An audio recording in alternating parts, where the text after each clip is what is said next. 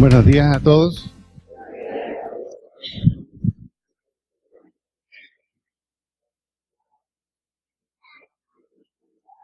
Damos gracias a Dios por reunirnos aquí en esta mañana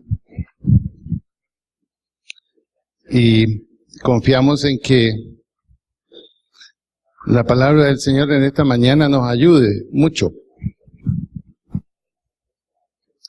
Después de que vimos ese video sobre la ceremonia en Suiza, en la inauguración del túnel, ¿siguieron investigando más algunos? Levanten la mano. Entonces, me imagino que encontraron mucho más datos. Se ha confirmado una cosa, y es que el 1 de junio del 2016 se inició el orden mundial. Es interesante que ahora en Internet está lleno de información sobre los organizadores de eso. Y abiertamente está saliendo esa información. Ahora, lo que nos toca a nosotros es, bueno, ubicar en el tiempo nuestro, en el tiempo de nuestra historia, cómo se ubican todos estos eventos para finalmente saber en qué estamos y a dónde vamos. Es muy claro, y esto ha pasado, que lo que sucedió no impactó realmente al mundo secular, al mundo no creyente no lo impactó mucho, pero sí a la iglesia. Como que la iglesia abrió los ojos de algo como que no le había dado mucha importancia. Y ese mensaje realmente fue para nosotros. Los últimos tiempos se están dando, estamos en ellos. Nos encaminamos a eventos muy cercanos, según lo que la Biblia nos muestra, según el mapa de la Biblia. Y quiero que en esta mañana veamos la clave en la profecía bíblica según los estudiosos, y es así. Y esa clave se llama la profecía de Daniel de las 70 semanas. Es increíble la precisión que eso tiene en la historia. Y para eso nos vamos a ir al libro de Daniel, capítulo 9, 20 al 27, y vamos a ir teniendo aquí ciertos órdenes que es bueno que los veamos. Ojalá tomen nota, si no después les toca comprar el video.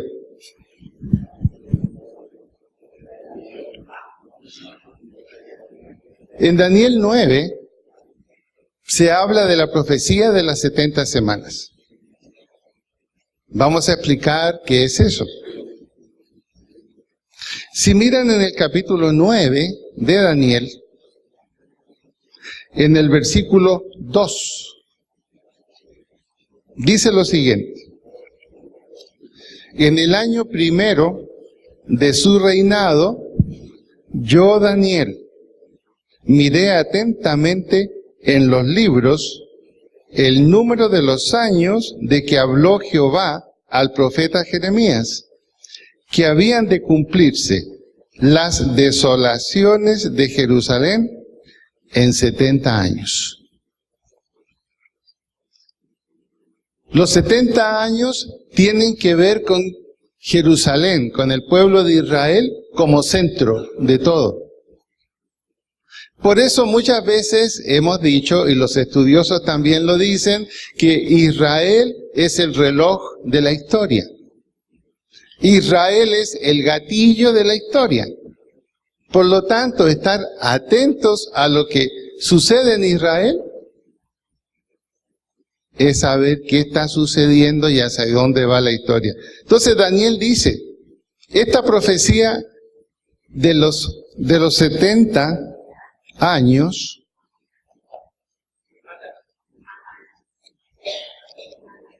esta profecía de los 70 años, vamos a ver la relación que tiene con semanas.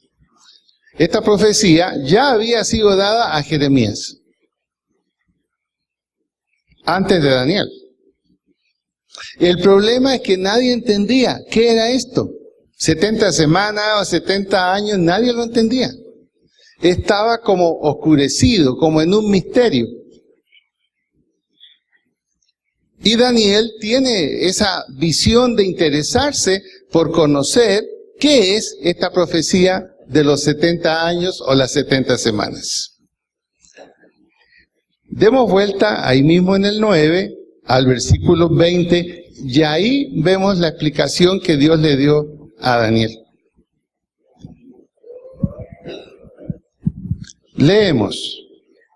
Aún estaba hablando y orando y confesando mi pecado y el pecado de mi pueblo Israel, y derramaba mi ruego delante de Jehová mi Dios por el monte santo de mi Dios. El profeta Daniel, que es uno de los profetas importantes del Antiguo Testamento, está viendo en cierto sentido la desolación del pueblo judío. Todos los acontecimientos que habían pasado con el pueblo judío habían sido tomados como esclavos ya muchas veces. Parecía que las promesas que se habían hecho a Israel como que estaban incumplidas. En otras palabras, había desolación, confusión. Y Dios le habló a Jeremías y le dijo, mira, viene un tiempo de restauración. Ese tiempo va a tomar 70 años, se le dijo a Jeremías. Se hablaba también de semanas, porque ahí están los dos significados. Y Daniel dice, ¿pero qué significa esto? Y él se está preguntando por qué es lo que Dios quiso decir. Y el versículo 21 dice, aún estaba hablando en oración cuando el varón Gabriel, el ángel Gabriel, a quien había visto en la visión al principio volando con presteza, vino a mí, como a la hora del sacrificio de la tarde, y me hizo entender, y habló conmigo diciendo, Daniel, ahora he salido para darte sabiduría y entendimiento. Al principio de tus ruegos fue dada la orden, y yo he venido para enseñártela, porque tú eres muy amado. Entiende pues la orden y entiende la visión. 70 semanas están determinadas sobre tu pueblo, el pueblo judío, y sobre tu santa ciudad, Jerusalén, para terminar la prevaricación, poner fin al pecado y expiar la iniquidad, para traer la justicia perdurable y sellar la visión y la profecía y ungir al santo de los santos. Dios comienza a explicarle al profeta, mira, ese tiempo son 70 semanas. Y en ese tiempo de 70 semanas, aplicado a la historia, va a traer todos los resultados que dice el versículo 24. Cuando ustedes miran de nuevo el 24, ¿qué está diciendo ahí? Restauración. Israel será restaurada, Jerusalén será restaurada, será ungido el santo de los santos, es decir, la plena autoridad del Mesías ya revelado y fungiendo en su función. Pero hasta ahí, yo creo que Daniel dijo, bueno, ya sé qué significa el número 70. Son 70 semanas. Por lo tanto, son semanas donde cada día de esa semana es un año. Por lo tanto, la profecía de las 70 semanas equivale a 490 años. Es un tiempo referido al pueblo judío y de Jerusalén. Son años de 360 días, como los vamos a ver más adelante. Ahora Daniel se hace la pregunta, bueno, pero ¿cómo se va a desarrollar esto?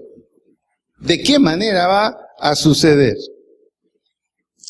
Y el versículo 25 que sigue es el versículo clave. Sabe pues y entiende que desde la salida de la orden para restaurar y edificar a Jerusalén hasta el Mesías príncipe habrá 7 semanas y 62 semanas. Se volverá a edificar la plaza y el muro en tiempos angustiosos.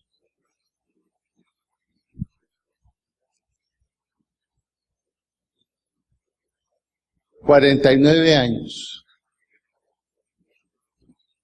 7 por 7, 49 años. Como es antes de Cristo, se va contando hacia atrás.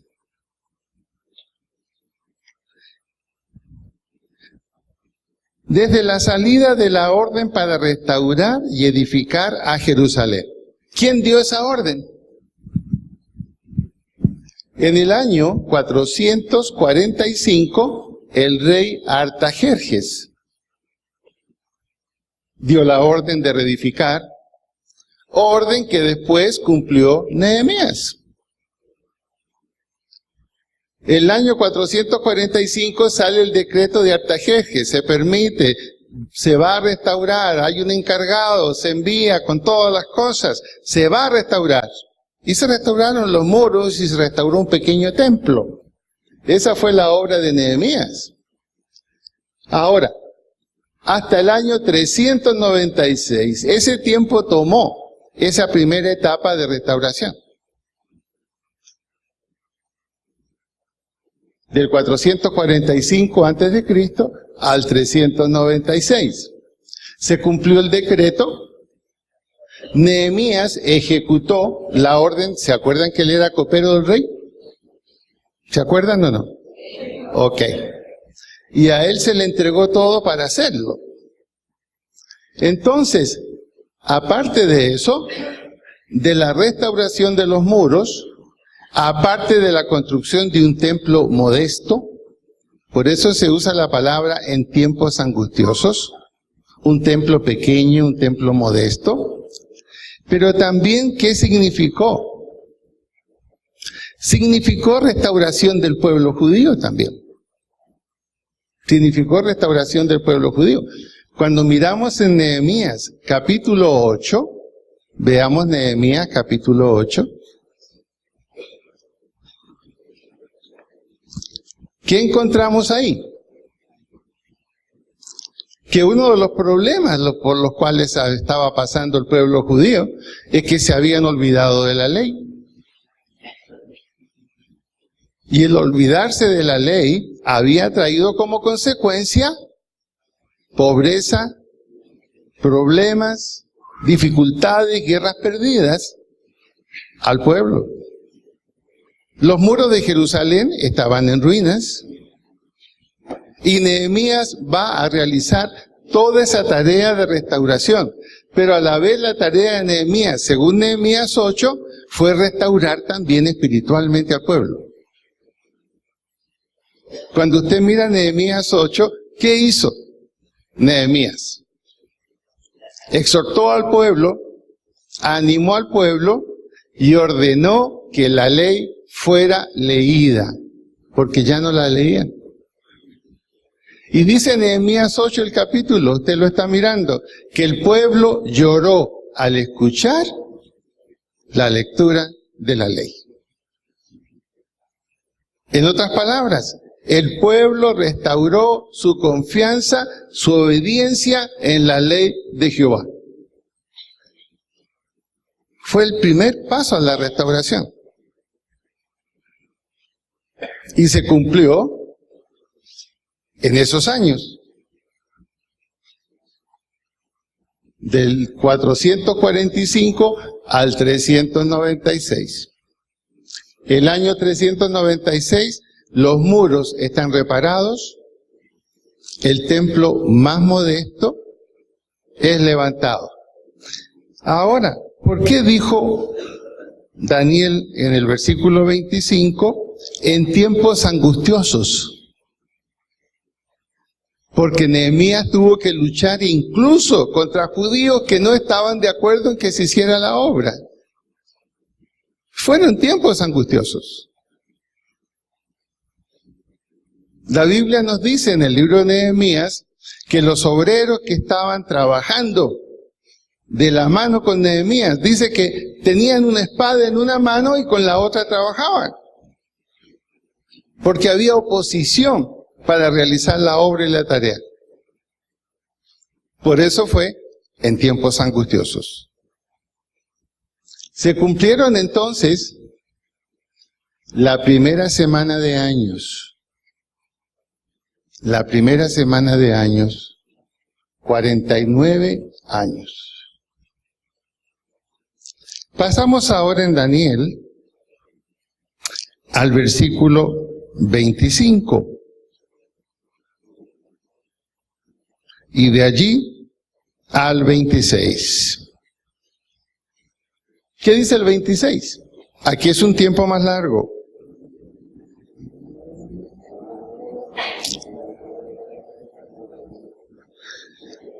Dice, y después de las 62 semanas, se quitará la vida al Mesías, mas no por sí.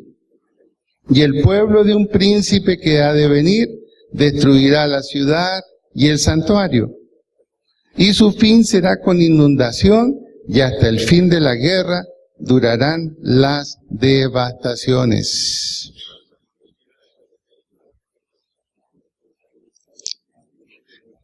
¿Qué sucedió en esta segunda parte? Aquí se nos dice 62 años. ¿Tenemos claro eso o no? ¿O repetimos de nuevo? Me interesa que esto quede claro. No sienta vergüenza. Si no entendió, levante la mano y lo repetimos. Ok, vamos de nuevo. Pero lo más fácil para entender, tenga la Biblia abierta en su mano. Es muy difícil si no ve en la Biblia. Muy difícil. En el versículo 25, fíjense un detalle que había. Sabe pues y entiende que desde la salida de la orden para restaurar y edificar a Jerusalén hasta el Mesías príncipe. ¿Qué es el Mesías príncipe? El Mesías que estaba siendo anunciado por las profecías del Antiguo Testamento. O sea que ya se visualizaba y se reafirmaba que Dios iba a cumplir su promesa del Mesías. Por lo tanto, la gente entendió al retomar la ley, al levantar otra vez los muros, al levantar otra vez un templo modesto, aunque fue en tiempos angustiosos, Dios estaba ejecutando su plan. Ahora, en el 26 dice, y después de las 62 semanas,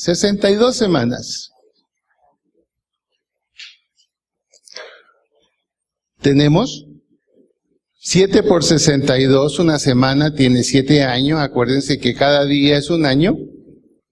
7 por 62 da 434 años.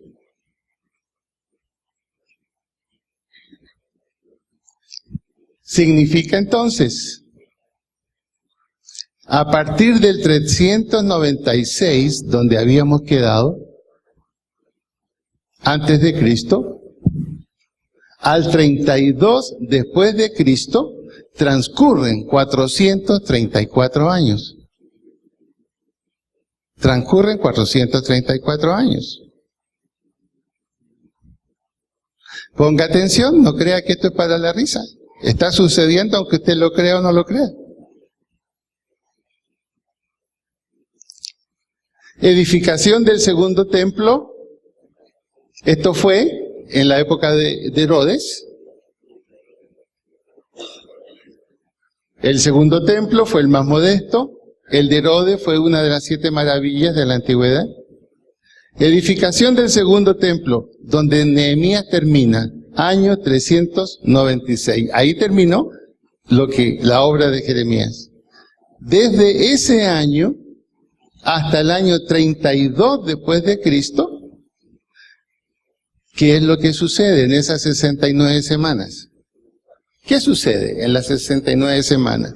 ¿Qué sucede en los 434 años? Nos lo dice el versículo 26. Y después de las 62 semanas se quitará la vida al Mesías. Es decir, termina con la muerte de Cristo en la cruz. Estas 62 semanas terminan ahí. 32 después de Cristo. Sabemos que el año 1 es una consideración que se ha hecho, pero se dice que Jesús realmente quizás fue 1 o 2 años antes de lo que llamamos nosotros el año 1. El 32 entonces, después de Cristo, muere Jesucristo en la cruz, está la resurrección, está el término del período de las 62 semanas. Y el término de las 62 semanas va acompañado de lo siguiente, versículo 26. Y el pueblo de un príncipe que ha de venir destruirá la ciudad y el santuario. Fue lo que pasó en el año 70. En el año 70, un general romano, enviado con órdenes del imperio, ¿qué hizo? Invadió Jerusalén. Destruyeron la mayor parte de la ciudad. Destruyeron el templo, el cual desapareció y hasta ahora no ha sido reconstruido. Y los judíos tuvieron que huir a todas partes. Y murieron muchos allí. ¿Y qué está diciendo acá el versículo? Y el fin será con inundación, y hasta el fin de la guerra durará las devastaciones. Quedó devastado Jerusalén, a tal punto que los romanos le cambiaron el nombre. Le pusieron Filistea. Ya no se llamaba Israel. Le pusieron Filistea. Como una ofensa a los judíos que habían vivido por tantos siglos allí, porque ¿quiénes fueron los enemigos principales de los judíos? Los filisteos. Y los romanos, como burla, denominaron ese territorio Filistea. Y en latín era Paeletinos. En latín, Paeletinos. Y de allí derivó el nombre palestinos. O sea, los palestinos nunca habitaron ahí. Ellos han tomado ese nombre y se adjudican el hecho que han vivido siempre ahí, pero no. Era el nombre en latín, Paeletina, y el nombre puesto por los romanos, Filistea.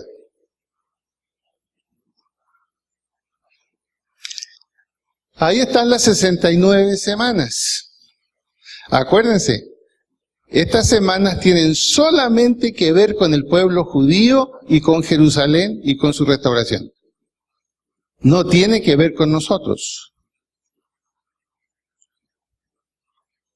¿Qué tiempo comienza entonces a correr? A partir de el 32, a partir de que Jesucristo muere en la cruz y resucita, la época, la era en la que nosotros estamos viviendo ahora, que es la era de la iglesia. Es el tiempo de los gentiles. Por lo tanto, entonces, se produce una interrupción en la profecía de las 70 semanas. Porque es el tiempo de la iglesia. Es el tiempo en que hay predicación. Es el tiempo en que el nombre de Jesucristo está siendo comunicado y el pueblo de Israel está disperso por el mundo y no tiene su lugar, no ha recuperado su nación. Pero ¿qué sucede en 1948? Comienza otra vez la vigencia de las 70 semanas. Acuérdense que ahora queda una sola semana pendiente. Y esa vigencia de las 70 semanas, ¿cómo comienza? Cuando Naciones Unidas le reconoce a Israel otra vez el derecho a tener su propio territorio. 1948. Es el comienzo de la final restauración que Dios va a traer a Israel y Jerusalén. Y por ende, el plan de Dios para todo el mundo. ¿Y qué sucede? Israel no se sintió una nación hasta después que ganaron la guerra de los 6 días. Y llama profundamente la atención el hecho, 6 días. Es como si Dios hubiera hecho una nueva creación en la historia humana. En 6 días fue creado el mundo y todo lo que hay. Una guerra que era imposible que durara 6 días. Israel con un ejército de 80,000 personas, hombres y mujeres, era lo que Israel tenía en 1960.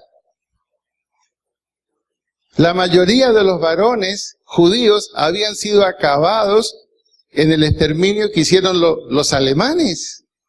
En los 6 millones de judíos, la preocupación mayor fue no solamente matar las mujeres, también las mataron, pero los hombres y los niños, para acabar con la generación judía. No tenía ejército Israel en 1960, tenía 80,000 soldados tenía, eso era todo. No tenían armas. ¿Quién suplió las armas? El único amigo que tenía, Estados Unidos. El ejército árabe, porque no fue la lucha contra Egipto, fue contra la República Árabe Unida, al mando de Gamal Abdel Nasser. Eran 200,000 soldados y el mayor equipamiento militar que había en ese momento, y lo proveyó Rusia. Esto es historia, esta es la historia. Y los judíos en 6 días acabaron con la amenaza. ¿Qué táctica usaron? La táctica de Josué, aplicada al mundo moderno. Primero, Moshe Dayan, que era un general judío muy apegado a la ley judía. Primero rezaron, primero cantaron. Era el equivalente a dar las vueltas a Jericó, allí donde estaba.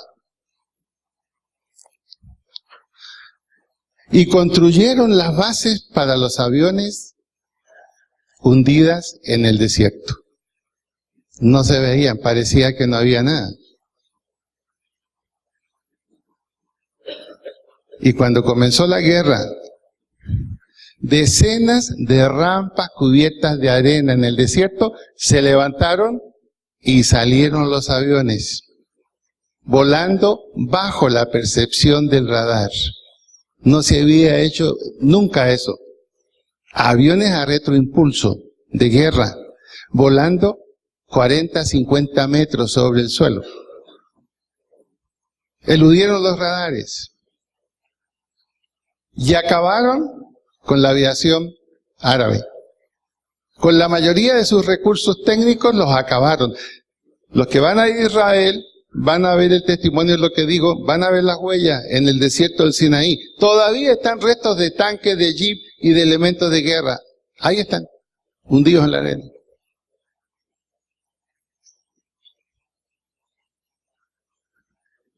Si hubieran querido los judíos, llegaban hasta el Cairo. La intercesión mundial de Rusia pidió un armisticio. al séptimo día estaban celebrando en Jerusalén, en el muro recuperado. Y a partir de ese momento, Israel es una nación porque es una nación religiosa. Su capital es religiosa, Jerusalén.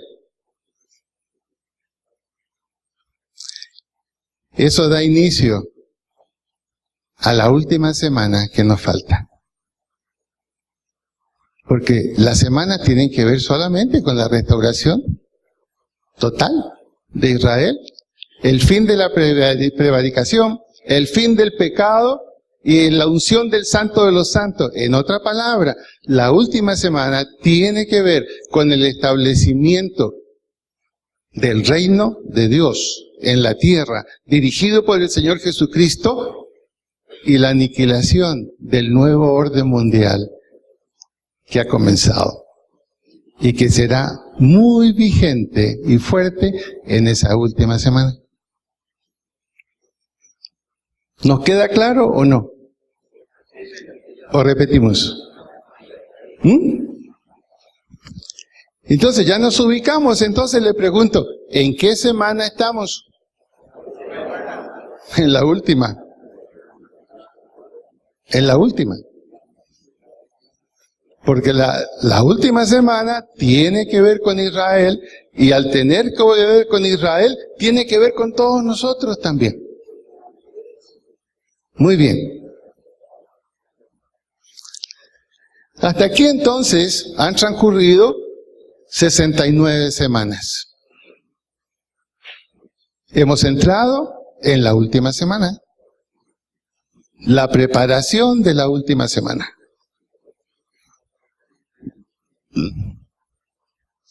¿Por qué se va a dar la última semana con toda su intensidad? ¿Por qué razón no viene ya esos últimos 7 años que van a ser terribles? Veamos el versículo 27.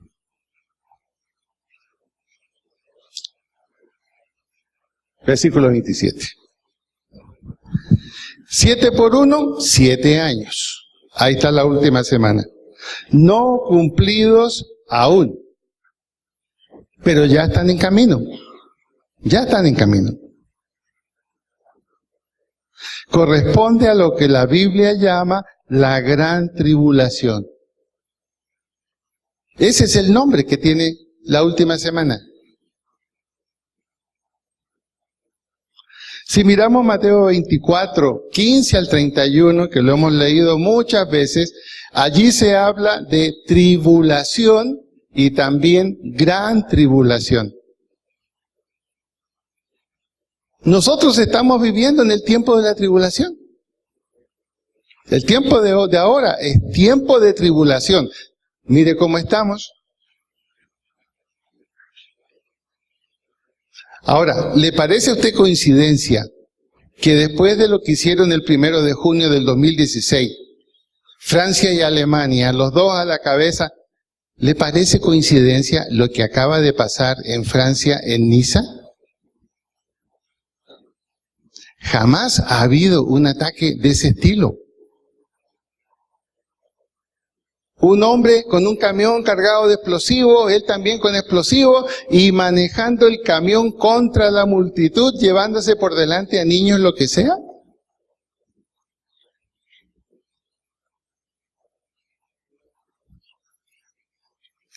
Hasta ahora anunciaban de 84 personas muertas. Pero después de las primeras 80 personas, habían más de 20 personas agónicas prácticamente en los hospitales.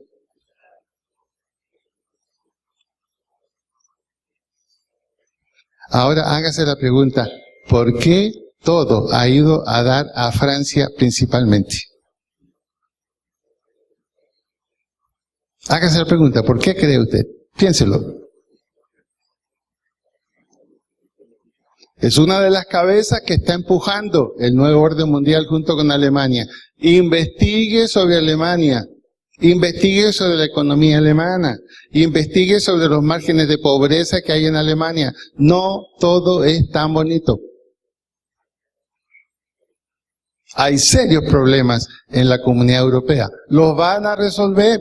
Ellos van a llegar a la última semana, la Comunidad Europea va a llegar muy fuerte y muy bien. Es otra cosa que miraremos más adelante en ese plan de la Biblia. Pero en este momento hay caos en Europa. Están amenazadas las capitales europeas por los musulmanes radicales, están amenazadas. Está amenazado Estados Unidos con más atentados terroristas. En este momento, el mundo es una confusión política, económica, religiosa, no hay seguridad. Mire lo que está pasando en nuestro propio país, aquí en Cali. Y el alcalde grita que hay seguridad y la realidad, ¿qué le muestra? No hay. No hay. Porque lamentablemente hasta que quienes tienen que cuidarnos también están corrompidos. Ese es el problema. Yo me quedé aterrado investigando un poquito sobre eso, la cantidad de policías que han sido quitados del cuerpo de policía en Colombia. Y lo mismo en otras partes. Miren lo que pasa en Estados Unidos. Los problemas raciales que está creando una policía sin freno.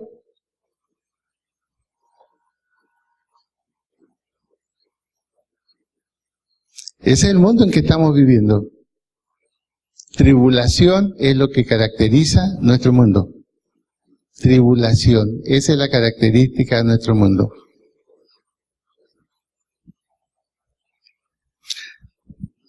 La Biblia lo dijo, ¿no? Así. ¿Qué está deteniendo entonces? Que la última semana se dispare. Que se dispare la gran tribulación.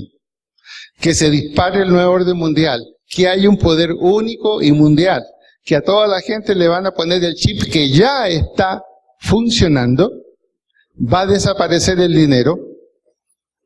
¿Y habrá un gobierno mundial? Eso lo están diciendo las noticias. No lo dice solamente la Biblia. Las noticias lo están diciendo. Comenzaron por ponerle chip a los perros. Ahora ya en Estados Unidos, ¿quién cuida un perro? Si se perdió, GPS, el chip, ya sabemos dónde está. Control. De eso se trata, control.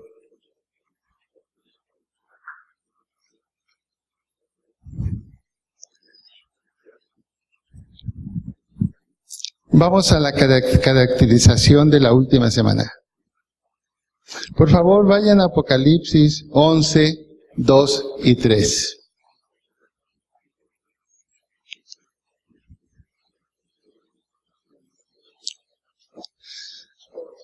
¿Qué van a encontrar ahí en Apocalipsis capítulo 11, versículos 2 y 3?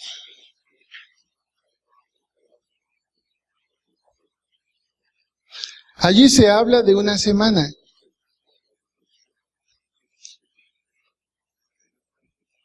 Siete dividido en dos, 3,5 y 3,5 años. El versículo 2 nos habla de 3,5 y el versículo 3 los otros 3,5. Cuando mira el versículo 3, lo dice clarito, 1260 días. Divida 1260 por 360 le da 3,5. Por eso que los años que están caracterizados ahí en la Biblia son de 360 días. Va a ser un tiempo muy corto. 3,5 años y 3,5 años. Para completar una semana de 7 años. ¿Qué va a suceder ahí?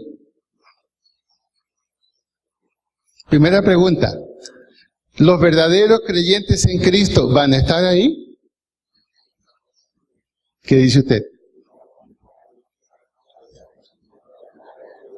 A ver, ¿quiénes dicen que vamos a estar? Levanten la mano.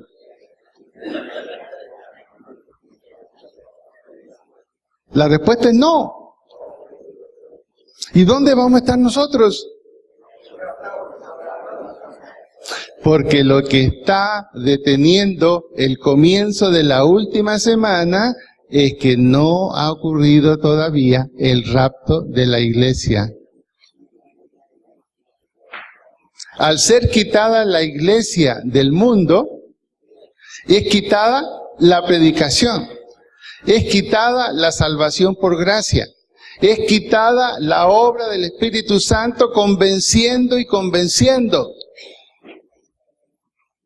El mundo queda en manos absolutas del hombre, permitido por Dios.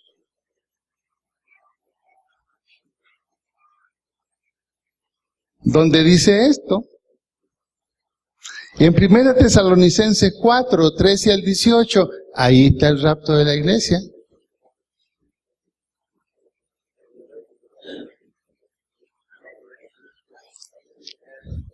¿Y por qué sabemos que la palabra rapto es lo que hay que usar?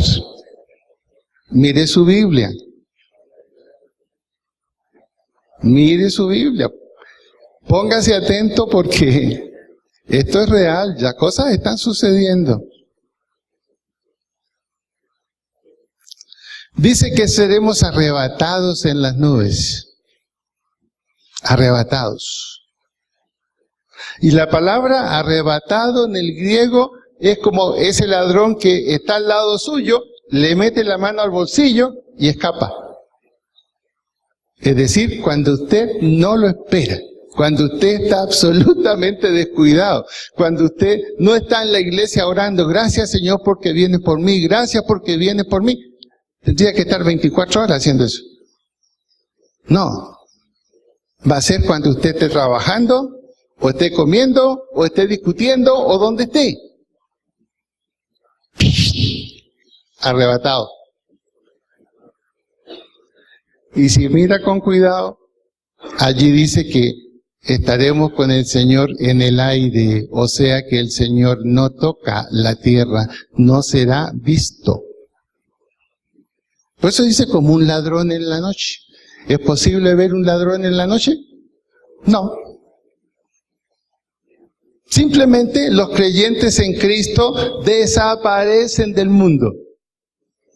Y esto va a permitir muchas cosas al no estar los creyentes cristianos en el mundo. Veamos lo que va a acontecer. Sigamos, el próximo. Número 1. Al no estar la iglesia, al no estar el Espíritu Santo, ¿quién va a poder manifestarse libremente? ¿Quién se va a manifestar? El anticristo. ¿Y quién es el anticristo? El que va a dirigir el gobierno mundial. No es que Satanás se va a sentar ahí en un trono, no. Así como Dios se hizo hombre en Jesucristo, Satanás también se va a hacer hombre en un hombre como usted, como yo, lleno de cualidades. Y tendrá el poder mundial. ¿Por qué no se puede manifestar ahora? Porque el Espíritu Santo está presente en el mundo y está la iglesia en el mundo, por eso. Es quitada la iglesia, es quitado el Espíritu Santo, hay plena libertad para que se manifieste lo opuesto a Dios. Pero es el plan de Dios. El próximo, por favor.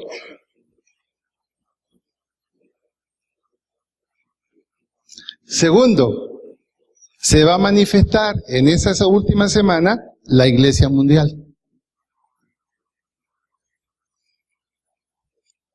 Una falsa unidad religiosa. Los políticos saben que si se quieren evitar las guerras, se necesita paz religiosa. Cuando no hay paz religiosa, hay conflicto. Hay conflicto cuando no hay paz religiosa. Ahora, ¿quiénes son la piedra en el zapato para una iglesia mundial? No son los musulmanes, no. Somos nosotros, los cristianos. ¿Por qué razón? Las tres grandes religiones dominantes en el mundo son monoteístas. Iglesia católica, musulmanes y judíos. Los tres creen en un solo Dios. Y los tres tienen sus figuras principales. La Iglesia católica, ¿a quién tiene? A María. No tiene a Cristo como figura principal. No nos equivoquemos. No tiene a Cristo como figura principal. Los musulmanes, a Mahoma. Y los judíos, a Moisés y a Elías. Note esto. Mahoma, Moisés, Elías y María nacieron como usted y como yo. Son seres humanos. Por lo tanto, los musulmanes no tienen problema con María. Nunca han hablado mal de ella. Tampoco tienen problema con Moisés ni con Elías porque ellos tomaron parte del Antiguo Testamento y los respetan como profetas. Entonces, ¿quién es la piedra en el zapato? Que si un cristiano entra a ese grupo y dice, un momentito, hay algo en lo que no estoy de acuerdo. Para mí, la verdad es Juan 14:6. Jesucristo dijo, yo soy el camino, yo soy la verdad, yo soy la vida, ni por María, ni por Moisés, ni por Elías, ni por Mahoma. Nadie viene al Padre si no es por mí. ¿Cuál va a ser la respuesta? Chao. ¿Se da cuenta quiénes impiden la paz religiosa del mundo? Por esa razón la iglesia, al ser quitada, despega esa última semana. Iglesia mundial. Tercero,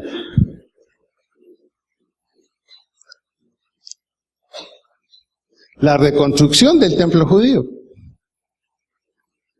Ya está listo en Inglaterra. Se arma por piezas. Solo falta la autorización para ponerlo en el lugar que corresponde. Y lamentablemente es en el mismo lugar donde hay una de las mezquitas principales sobre el monte Moriah en Jerusalén. La cúpula de oro, así es. Ahora, sin embargo, allí donde está esa mezquita hay una explanada libre, muy grande. En el acuerdo de la última semana, habiendo paz religiosa, esas tres religiones estarán en Jerusalén. Ya está la musulmana, ya está la iglesia católica, solo falta el templo. Suficiente para estar en esa explanada que está libre, con el consentimiento de todos y con la orden política del anticristo.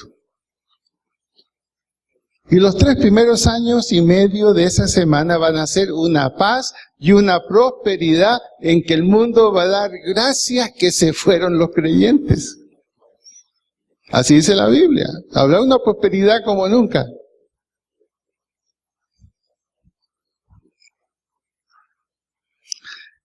Pero va a suceder el cuarto. En los últimos 3 años y medio, dice la Biblia, y para eso recomiendo leer Apocalipsis, los capítulos 11, 12 y 13, ahí está.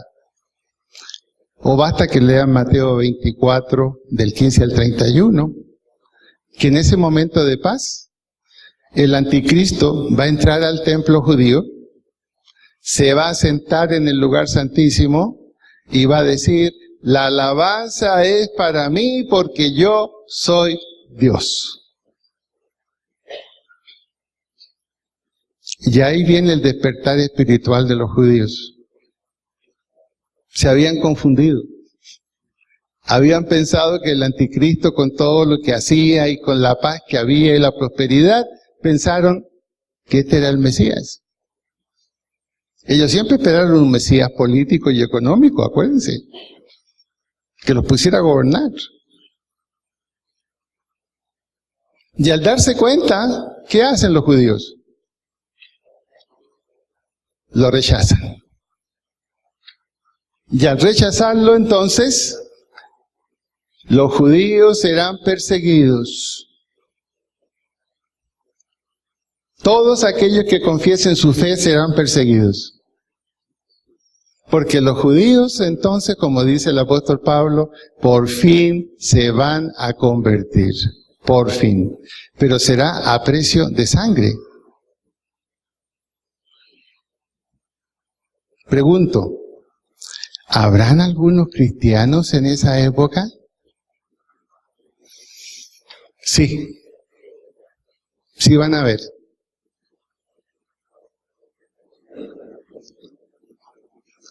¿Quiénes son esos cristianos que van a estar allí en esa última semana? Y especialmente en los últimos 3 años y medio.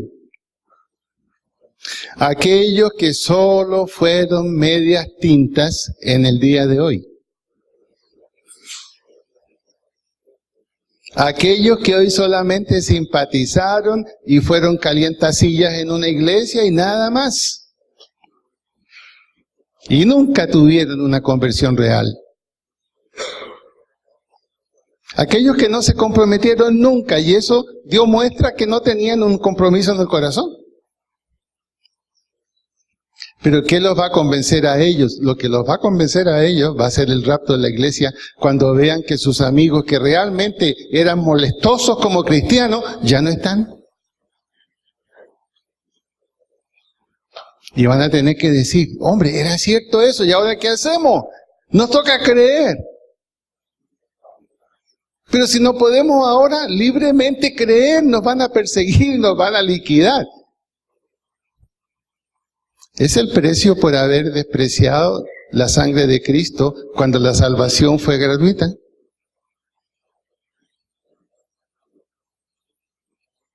Yo no sé si usted quiere estar allí, en primera fila viendo todo esto. Al menos yo no. ¿Y cómo va a terminar la semana? ¿Cómo termina la historia humana? La segunda venida de Cristo. No ya como un ladrón en la noche. Dice la Biblia, todo ojo lo verá. Y destruirá al anticristo y los profetas que va a tener. Y se va a establecer un reino de paz por 1000 años con el Señor Jesucristo. ¿Y quiénes cree usted que van a ser los concejales, los diputados, los encargados junto con él? Los que fueron creyentes fieles, así lo dice la Biblia. Así que yo no me preocupo por presentarme a elecciones en ninguna parte, ya tengo mi puesto asegurado. ¿Cuál será? No sé. Pero no va a ser barrendero. Allá también va a haber gente que va a barrer, no crea. Sí, también. De manera entonces que, miren, la profecía de las 70 semanas es clave por los estudiosos de la Biblia, porque es una explicación probada históricamente, como lo hemos visto ahora. Y esto nos lleva entonces ¿a qué decisión? ¿A qué decisión? Y en esto quiero ser muy sincero. En esta semana ocurrió en Medellín algo insólito. La Iglesia Cristiana Renacer recibió una orden de ser demolida. Fue noticia al menos en los círculos cristianos. Y fue interesante que la Comisión de Derechos Humanos del Senado, gracias a Dios ya estoy perteneciendo a eso, tengo mi tarjeta, intervinieron ante las autoridades. Y el viceministro del Interior tuvo que lanzar una orden a las autoridades de Medellín que suspendieran todo. Hay persecución jurídica contra las iglesias cristianas. Hay persecución jurídica.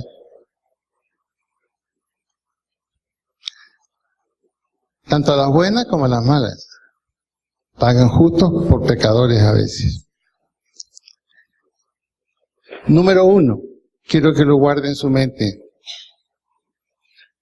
No se diga mentiras en cuanto a que las cosas van a mejorar. Es un falso mensaje. La Biblia dice que no. Los tiempos son difíciles. La Biblia dice es un tiempo de prueba que viene sobre todo el mundo. ¿Prueba por qué? Porque el Señor quiere saber a quién se va a llevar. Porque esto es como el cuento, no son todos los que están, ni están todos los que son. Entonces la pregunta es, ¿dónde está usted? No se pregunte por la iglesia, ¿dónde está usted en relación con Dios, en relación con Cristo, en relación con la obediencia de vida? ¿Dónde está usted?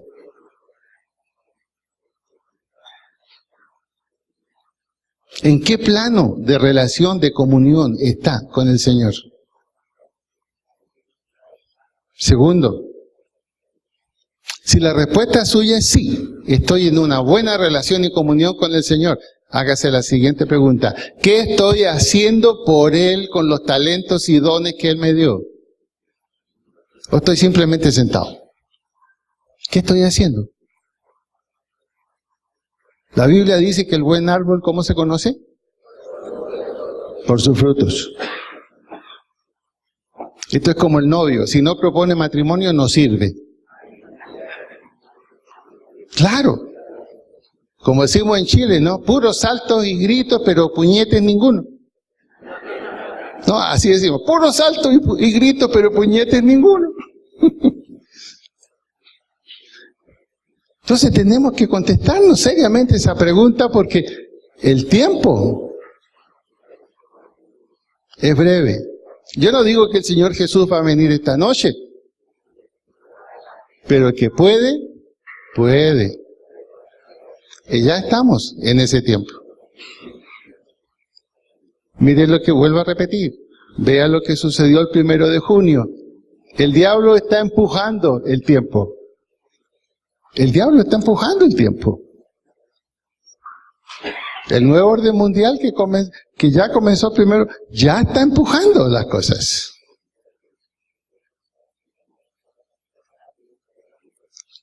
Y la tercera pregunta. Si usted, en un examen de autoconciencia, se da cuenta que no está en una relación, como dice Maduro, face to face con Dios, le aconsejo que lo haga. Le aconsejo que lo haga. Y no espere hasta mañana. No espere hasta mañana. Este es un asunto de vida o vida eterna.